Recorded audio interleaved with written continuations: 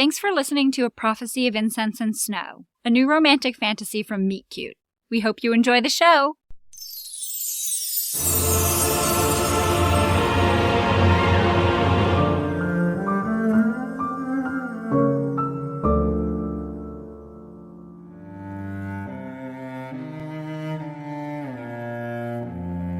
For as long as I can remember, I was born to be a wife. 20 years ago, my mother, Evra, one of the 3 queens, gave birth to me. And our world was given hope. Before the labor rags could be collected, the diviners of Moriah delivered a prophecy. I would usher in a new era for the realm. My destiny? To marry the most powerful mage in the land on my 21st birthday. And their union will feed the other's sorcery in a holy loop of magic. Together, their power will usher in an age of harmony and prosperity for our war-torn world.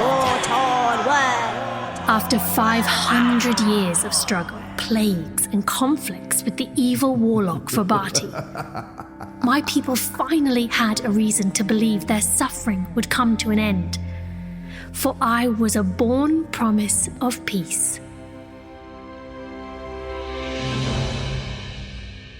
As news of the prophecy spread quickly throughout the realm, it was decided that my safety was everyone's highest priority. With a feeling of deep urgency, the 3 royal families gathered at Sif Castle to chart the next 2 decades of my life. My husband, of course, was to be Praxus Towers, another child of one of the 3 queens. Our fate had already been sealed for the simple reason that 2 of the 3 queens had never delivered living children in the same century.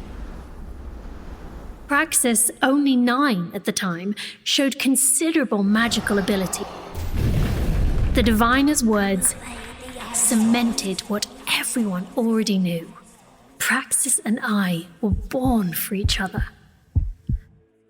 The 3 royal families decided their only option was to approach the 3 Wises and ask for their guidance. The Wises, ancient beings who never left the farthest northern territory, were spellcasters so revered that they were considered neutral in the dealings of the realm. They refused to intervene with wars or political struggles, but, for a very high price, could occasionally be enticed into the private affairs of the lesser magical folk that walked this land with them. On the 7th day of my existence, Lifsar Towers, the father of Praxus, took off in a carriage filled with gold bars to seek the counsel of the 3 Wises.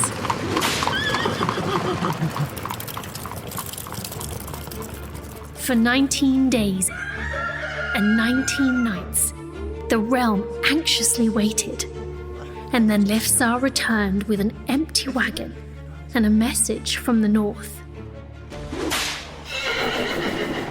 Well, the Wises have agreed to protect Atla on the condition that the child be handed over to them immediately for safekeeping. There she will be raised by the Wises in total isolation until her time to marry, her 21st birthday. Then, and only then, would I be allowed to see my home, my kin, my Praxus. I was told that my parents suffered from this news, that my mother crumpled on the steps of Sif Castle in despair, that my father drew his sword and threatened to destroy any man who dared try and take me from him, that the people of the 36 territories wept for me, for my family. But ultimately, a decision was made. My parents, outnumbered and doubtful of their own ability to keep me safe, surrendered.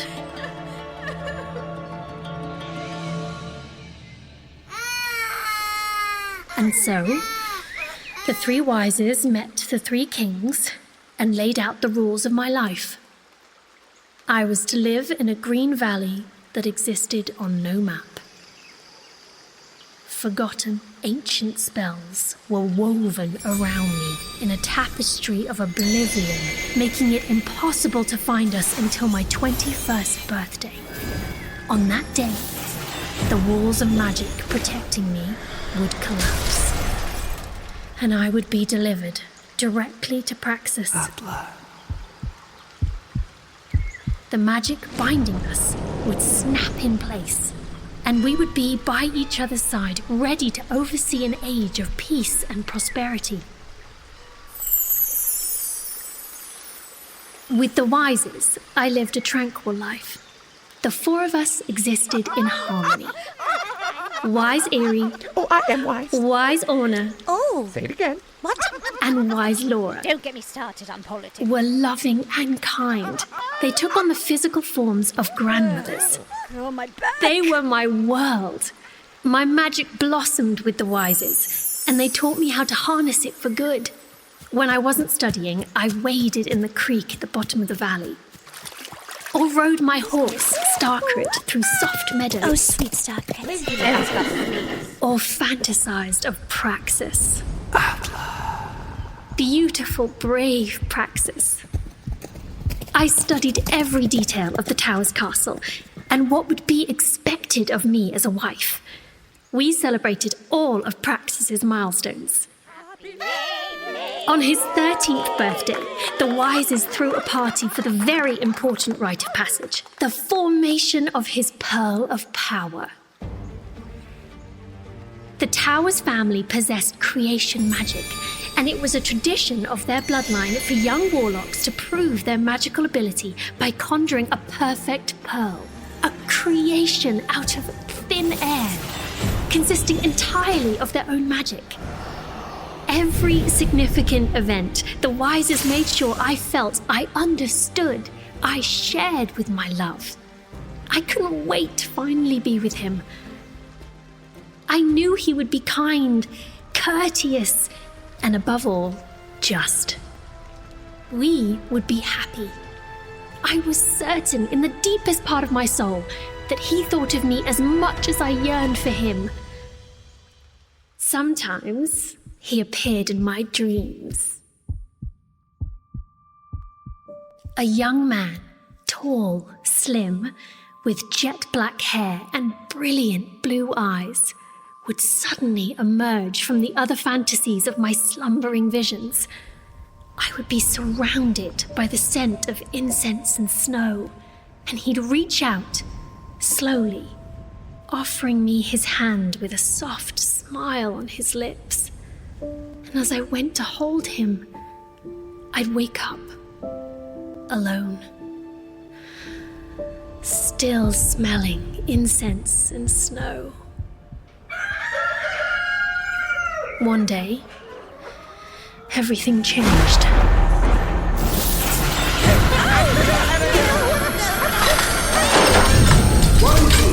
Stand up!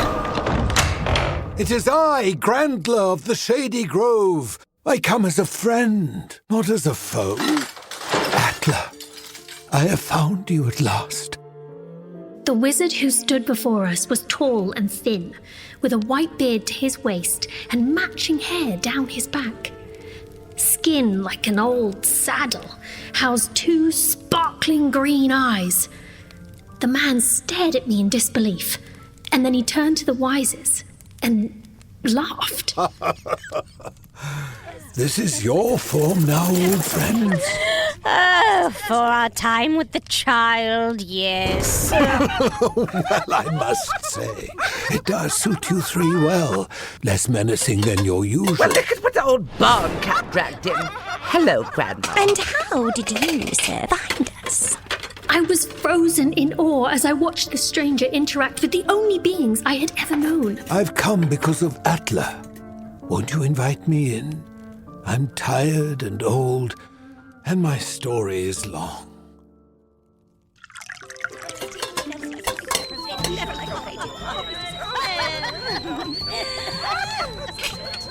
And you know what? This one left half a footprint in the gale, which was my first clue on the journey to find you. I told you, Wise Eerie, to be more careful with those big hooves of yours.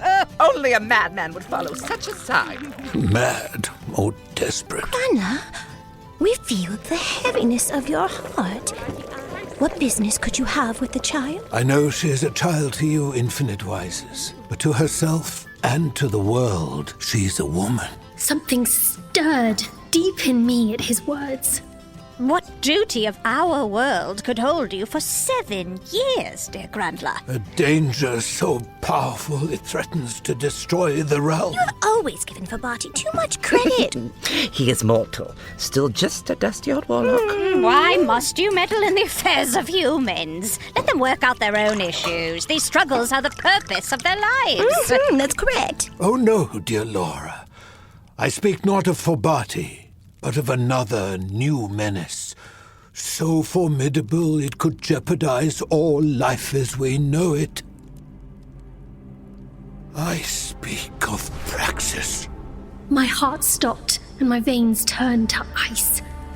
My vision went black and my world collapsed around me.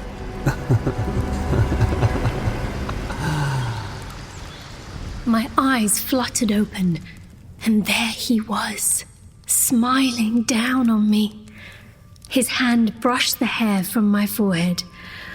Oh, his smell of incense and snow wrapped around me. Praxus, I had the worst dream. Atla. His face twisted in rage. Smelling salts! And then I was back in the kitchen, on the ground. The teacup that had been in my hand moments before now sprinkled shards on the floor. I wish there was a better way to relay the news. What is it you intend to ask of us? You must have forgotten. We answer to no man, not even you. I've not come here for you, but for Atla. For Atla? But her magic is still so young. What help could she be? Let's hope you underestimate her. She must leave this enchanted hollow and join the Defiants in their fight against her betrothed. No! I didn't realize I had yelled until I found my own hand wrapped around my throat. Surely this is not the most prudent move, Grandla. The girl should stay here. Where she is safe. This world was built to protect her. And sadly, the same spells that were meant to keep her hidden were interwoven with those that chain her to Praxus. It is only a matter of time before he finds her. In fact, I'm surprised he hasn't yet.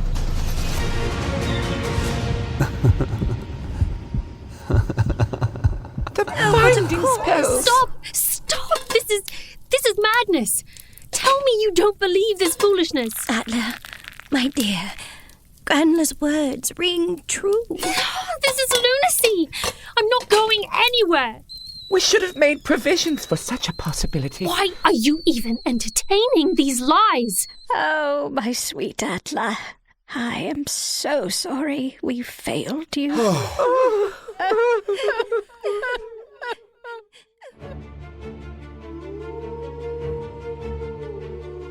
That night, Grandla stayed with us and told the tale of how Praxus grew from a boy of great promise to a feared, dark wizard.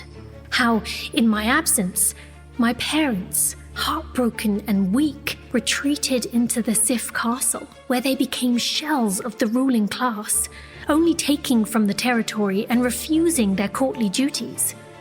While the Tower family, ecstatic with the knowledge that their son was the chosen king, became more entitled and bold in exercising their authority.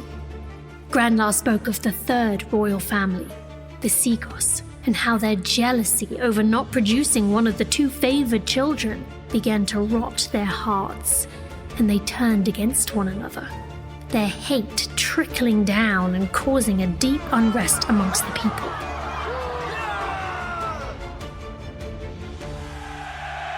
Then real trouble came. A wheat shortage followed by a brutal winter left thousands ill.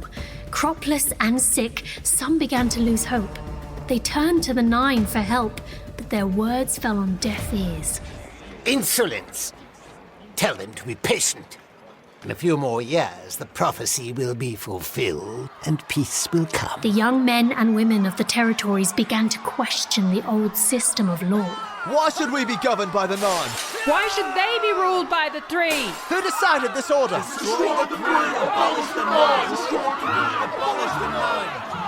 As my parents buried deeper in their sorrow, the people acted out. And as the people acted out, the Towers family grew violent. And as not to be upstaged by the Towers, the Seagoss grew ruthless. And then Praxus, now 17, left for the mountains to find the Shady Grove and ask for my guidance. But alas, he never made it to my door. He was gone for 3 years, and in his wake, the country grew more turbulent, more unstable. Then suddenly he returned. But he was not the Praxus the country had known. He was changed. He rode in on a black horse, and he brought the shadows with him.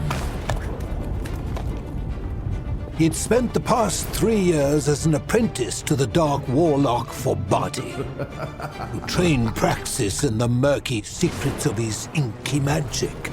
And then, the real terror began. Territories were invaded, pillaged, and burned to the ground. The people of the country were given a single choice: follow Praxus or die.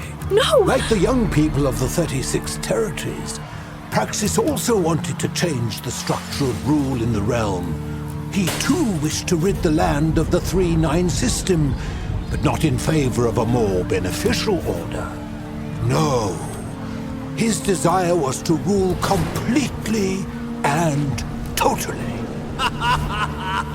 He murdered the Seagulls.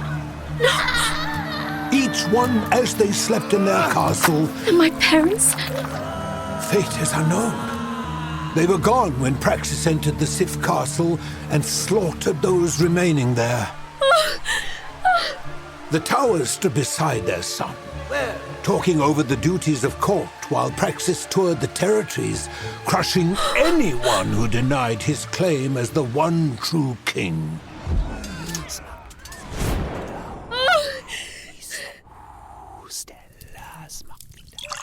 We forget how quickly the lives of mortals can come undone. So the world I've been meaning to save is destroyed. There is hope, but just a sliver. A group of witches and wizards called the Defiants have been fighting back. And miraculously, just last month, a victory beyond belief. A young warlock named Walker dealt such a brutal blow to Praxus that he has not been seen since, his power greatly reduced. We believe he even came close to dying, and so we need you. I've come here to bring you to Walker and the other Defiants, who are stationed in a stronghold in the Middle Territory. But what could I possibly add? Once you're out of the hollow, the binding spells will grow stronger. But before Praxus senses your presence in the realm, I will place cloaking charms on you. Then, at the exact moment we are ready to strike, we will remove the charms and... Praxus will leave wherever he is hiding to find me. No, she is not bait. He is weak. His power is low. We must strike now. Atla, I need you to lure Praxus to us so we can finally kill him. Grandma, that will put her directly in danger. It is our only hope. Oh, we forbid it. It is too risky. You must find another way! I'll do it.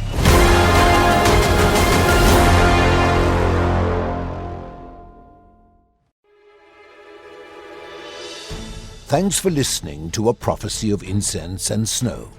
Looking for more great stories? Remember to hit the follow button on Spellbound. And for more love stories right now, follow Meet Cute on your favorite podcast app for a new rom-com series every month.